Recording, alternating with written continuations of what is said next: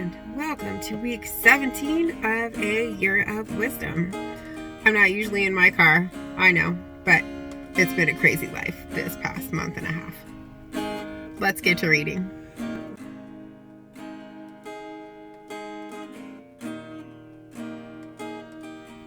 Day 115. Job 34. Then Elihu continued and said, "Hear my words, you wise men, and give ear to me, you who know. For the ear tests words as the palate tastes food. Let us choose what is right. Let us determine among ourselves what is good. For Job has said, I am innocent, and God has taken away my right. In spite of being right, I am counted a liar. My wound is incurable, though I am without transgression. Who is there like Job, who drinks up scoffing like water, who goes in company with evildoers and walks with the wicked? For he has said, it profits one nothing to take delight in God. Therefore hear me, you who have sense. Far be it from God that he should do wickedness, and from the Almighty that he should do wrong. For according to their deeds he will repay them, and according to their ways he will make it befall them. Of a truth, God will not do wickedly, and the Almighty will not pervert justice. Who gave him charge over the earth and laid on him the whole world? If he should take back his spirit to himself and gather to himself his breath, all flesh would perish together, and all mortals return to dust. If you have understanding, hear this. Listen to what I say. Shall one who hates justice govern? Will you condemn one who is righteous and mighty, who says to a king, you scoundrel, and a princess, you wicked man, who shows no partiality to nobles, nor regards the rich more than the poor, for they are all the work of his hands. In a moment they die. At midnight the people are shaken and pass away, and the mighty are taken away by no human hand. For his eyes are upon the ways of mortals, and he sees all their steps. There is no gloom or deep darkness where evildoers may hide themselves. For he has not appointed a time for anyone to go before God in judgment. He shatters the mighty without investigation and sets others in their place. Thus, knowing their works, he overturns them in the night, and they are crushed. He strikes them for their wickedness while others look on, because they turned aside from following him and had no regard for any of his ways, so that they caused the cry of the poor to come to him, and he heard the cry of the afflicted. When he is quiet, who can condemn? When he hides his face, who can behold him, whether it be a nation or an individual? So that the godless should not reign, or those who ensnare the people. For has anyone said to God, I have endured punishment, I will not offend any more. Teach me what I do not see. If I have done iniquity, I will do it no more. Will he then pay back to suit you because you reject it? For you must choose and not I. Therefore declare what you know. Those who have sense will say to me, and the wise who hear me will say, Job speaks without knowledge. His words are without insight. Would that Job were tried to the limit, because his answers are those of the wicked. For he adds rebellion to his sin. He claps his hands among us and multiplies his words against God. Proverbs 25.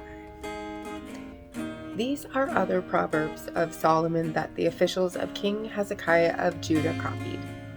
It is the glory of God to conceal things, but the glory of kings is to search things out. Like the heavens for height, like the earth for depth, so the mind of kings is unsearchable.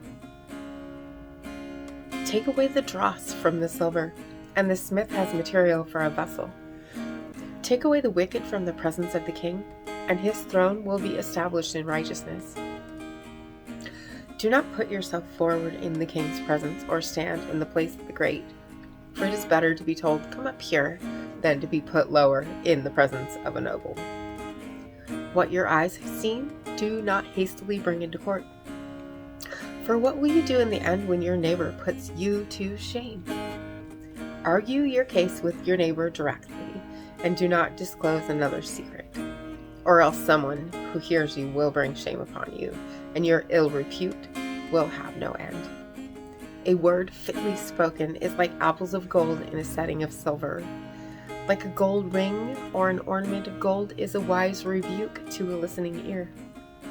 Like the cold of snow in the time of harvest are faithful messengers to those who send them.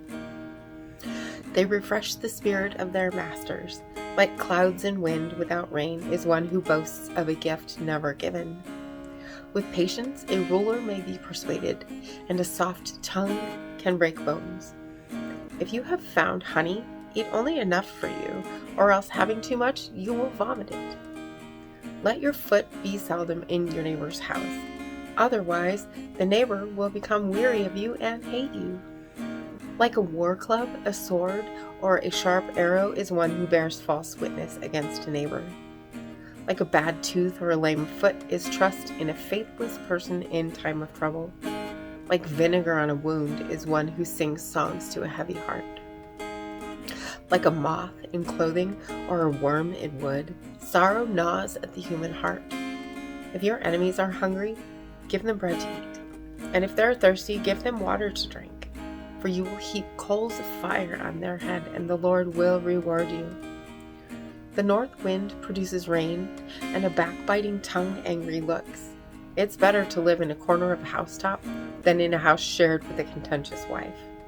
Like cold water to a thirsty soul, so is good news from a far country.